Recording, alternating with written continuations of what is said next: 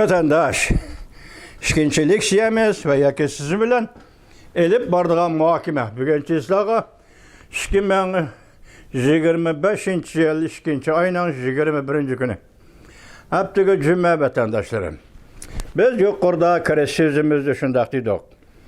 Junhua Mingo 1911 yılı Jungo'da kurulan demokratik devlet deyişidir. Yaki demokratik devletinin ismi deyilişidir. Devlet ismi. Devlet ismi şundak ataldı halkara hem şu isimde bu devleti itiraf kıldı deydi. İkincisi 1950 yılı 1949 yılı 10. ayının 1. günü kurulan Jungo'da yaki yeniden qayta müstakillik jakarlagan Jungo Kompartiyası rəhbərligidəki hükümet, Junhua Halk Cumhuriyeti hükümeti. Biz hazır bunundaki bir ismi qaraylı vatandaşlarım. Junhua Mingo'daki Junhua Halk Respublikasıdaki Junhua. Bu aynı vaxtda Mənçin xandallığının ahırqı kölleri de ağdırılış basqıçığı yetip kelgende Xitayların işide oyğanğan Xitay ziyalileri ve yaki milletçilik bilen oyğanğan Xitay ziyalileri Junhua degen isimni keşf kılıştı. Bu isim birinci olup şu Mənçin xandallığının ahırda oturğu çıkış billerle keyin hem Gominjinpo yaki Junhua Mingo hükümetinin kuruluşudu isim oldu. Onun deyinken Junhua Halk Cumhuriyeti hükümetinin kuruluşudu hem isim oldu. Junhua. Bunundaki Junhua'daki Hua'nın özü aslı Xitayçıdaki Tonghua. Yani Xitayçıdaki Tonghua, Xitay tilideki Tonghua asimilasya kılış. Asimilasyaleştiriş. Laştırış. Daş kaynak kılıvitiş.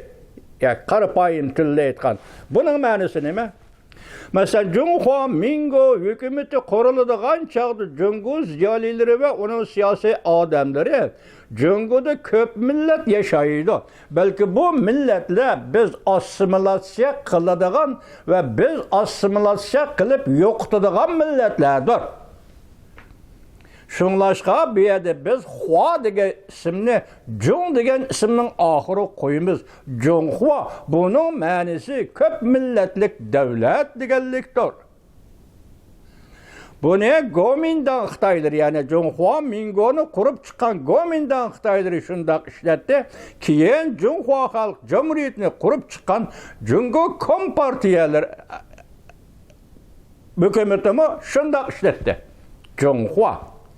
Yani köp milletlik devlet asimilasya kılıngan, yaki asimilasya kılınıdığan bugünkü Uyguristan'da asimilasya kılıvatkandık kılınıdığan devlet. Maksat pakatlı bir köp milletlik degen sözü bazağı seliştullah koyulgan isim vatandaş. Bugün halda debdebilik halda siz şunu körüp yettiniz, biz sizge yetkizdik. Yani bunun konkretliği kançilik, davamı kançilik. Xuda xalasa yetip kelsi yani sizge yetkizimiz. Bugün Amerika Qo'shma Shtatlari Davlat Mahkemesi torbetni yengilaganda Junhua Halk Cumhuriyeti deganni amaldan qoldirib Jungo dedi. Gerçi Junhua Mingo degen Tayvan'daki bu partiyani, bu hükümetini eğizga almagan bolsa mı, kıskısı bir şeyde Junhua degen söz amelden kaldırıldı. Onu Jungo dep atadı. Bugün oturgu çıkıp atkan iki isim Jungo, Tayvan. Şununuz mu? Sen Jungo'yu kuruluqıda Junhua Mingo'nu kurdun Gomindan. Sen Jungo kuruluqıda Junhua Halk Respublikası kurdun Jungo Kompartiyası. Bugün bulanın hemmisi emelden kaldı. Senin ismin fakat Jungo. Jungo degen bu xatning Xitaycha ma'nosiga qarasangiz, o'ttirdagi devlet. Yaki merkezi devlet. Bu yerda o'ttirdagi devlet degan so'zga buni tatbiq qilmoqchi bo'lsangiz, Sadichin sepilining ichidagi devlet. Saddichen sepilinin teşiği çıkıp bakmagan devlet. Yaki Huanghe deryası, Changjiang deryası o'ttirsidagi devlet.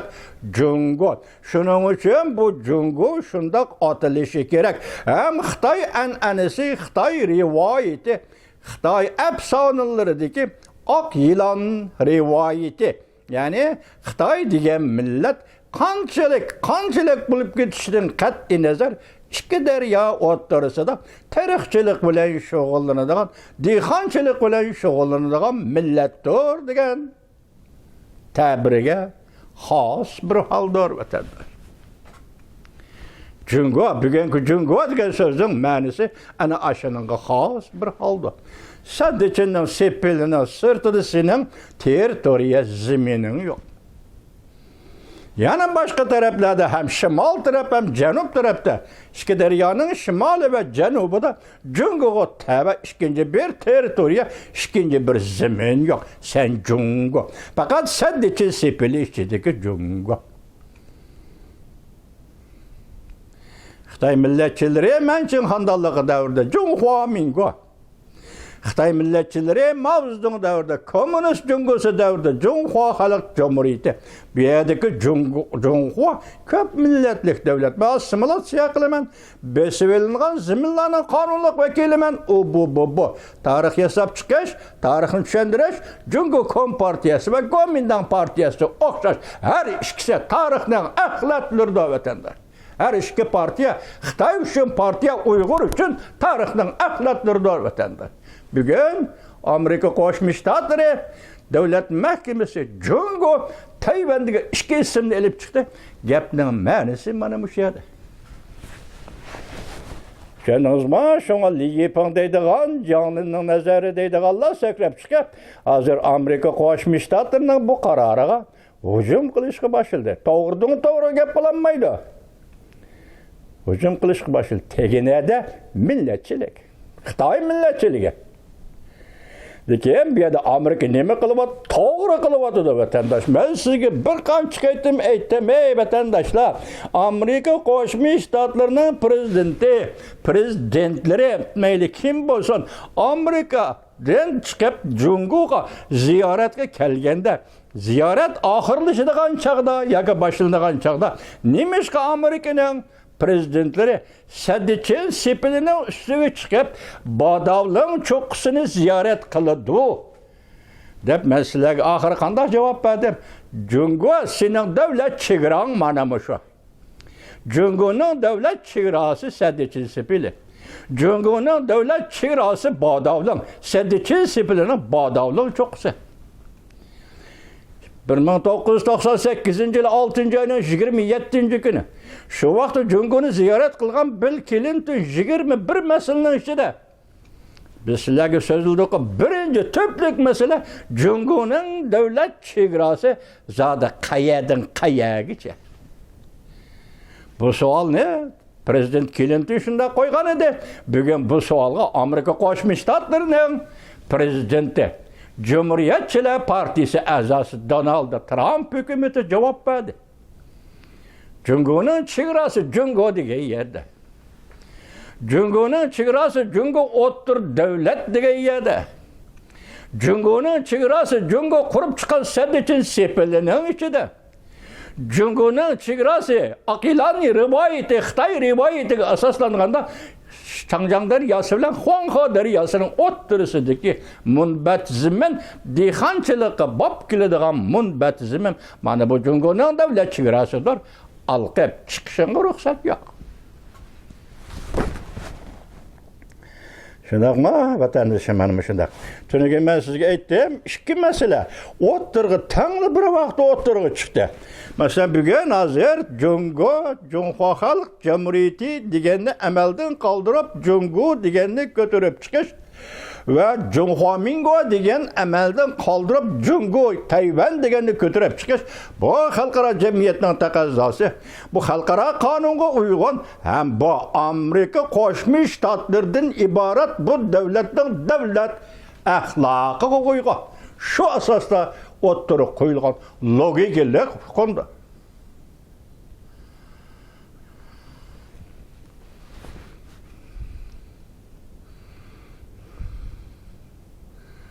Biz mana shuni ko'rdik bugun. Men tugun nima dedim? 70 yil bir tinib olay. Derdim chiqdi dedim. Faqat bu yerda Jungo degan ismni isbotlaganligi uchun Amerika Qo'shma Shtatlarining davlat mahkamasi. Uningdan keyin, ya'ni buningdan ag'ir Uyg'urga bevosita munosabatlik Yalta konferensiya vatandosh. Hozir bu to'g'rida ayrim maqolada kemmidi shuningda qaraganda, yana oldimizda bir ish vaqt kutib turaylik. Bu chiqdi, men sizga so'zladim, to'rbatdan paketini teppadim sizga. Hozir bugun anglayman, hamda tunugun anglayolmadim. Yalta. Bu ikkinchi masala. Boshda CNN ko'rsatdi. Yaltani eg'izganmabdi. Yaltani biz eg'izgaldik. Prezident Donald Trumpning siyosati Yalta Saudiya Arabistonida o'tkazilgan suhbat Yalta. Yalta sistemasi gumron bo'ldi. Men tunugun sizga dedim, Yalta sistemasi 1989-yili 9-oyning 11-kuni, 11-oyning 9-kuni Berlin temi örildi. Yalta sistemasining Yevropa strategiyasi gumron bo'ldi. Yevropa strategiyasining asosiy maqsadi faşistik Germaniyani taslim qilish, Sharqiy Yevropa va butkul Yevropani Marshall plani bilan qayta qurib chiqish. Şununuz ma vatandaşım, endilikli Yalta sistemasining Iroq Sharq strategiyasi Yaponiya faşistlarini taslim qilish, Ulug' okeanda tinchlikni, muqimlikni ishga oshirish. Yalta sistemasining Iroq Sharq strategiyasi. Shuning ichida Uyg'uriston masalasi davlat sifatida, bir millat sifatida va davlat qurishga huquqli bir millat sifatida Yalta sistemasi Moskva konferensiya mushundaq jarayonlarda Uyg'urning bugungi qismati, bugungi taqdiri tarix bo'lib yozildi. Bugun endi Amerika Qo'shma Shtatlari men dedim tunugun, yo'q, New York vaqt gezit dedi. Hozir prezident Donald Trump 80 yillik diplomatiya tarixini, Amerika Qo'shma Shtatlarining 80 yillik diplomatiya tarixini ag'dirib tashladi. Men sizga talay qatim so'zlagan edim, esingizda bormi vatandosh? 2017-yili Prezident Donald Trump shu vaqtda birinchi bo'lib Oqsaroyga kirgandan keyin shu yilning 2-oyida Amerika Qo'shma Shtatlarining yana bir siyosiyoni, qobil siyosiyoni, ya'ni Amerika Qo'shma Shtatlarida Avom palatasining sobiq boshlig'i Gingrich shundoq degan edi. Bu qatim 80 yillik tarixni varaqlaymiz. Çünkü Amerika munosabatidagi 80 yillik tarixni varaqlaymiz. Afsuski Xudo qayta o'rlashtirdi. Balki bugungi prezidentimiz Donald Trump, Amerika Qo'shma Shtatlarining prezidenti Donald Trumpni 4 yil sinab boqdi. 4 yil irodasini tavladi Allah. 4 yil tushuncha va tajribalarini bayitdi Allah. Ondan keyin bugun, ya'ni Amerika Qo'shma Shtatlariga prezident bo'lib saylandi. Shu vaqtga deyilgan gap so'z bo'yicha bugun New York vaqt gazeti Amerika Qo'shma Shtatlari navbatda 80 yillik diplomatiya tarixini og'dirdi dedi. Men hozir xulosalab sizga dedim, Jungoning o'z ismini Jungoga qaytarib berdi. Tayvanning o'z ismini Tayvanga qaytarib berdi. Yalta sistemasi konferensi gumron bo'ldi. Alloh xolisa Uyg'urning davlat qurish huquqi e'tirof qilinadiganligiga ishonaman. Bilguchi Allah.